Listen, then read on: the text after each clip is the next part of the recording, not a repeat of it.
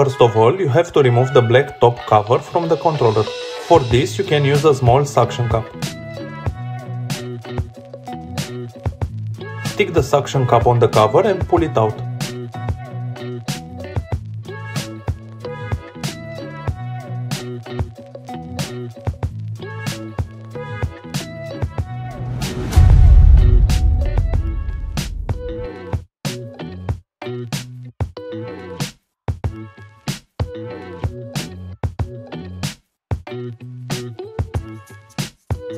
Install the new ring by pressing it easy.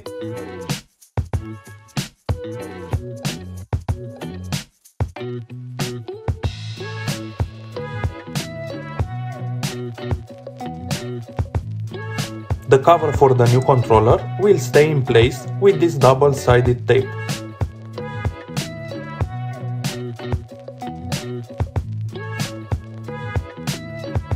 And this is how it looks now. Thank you for watching. If it was useful, don't forget to hit like and subscribe buttons. If you have any questions, you can leave a comment below and I will try to answer all of you.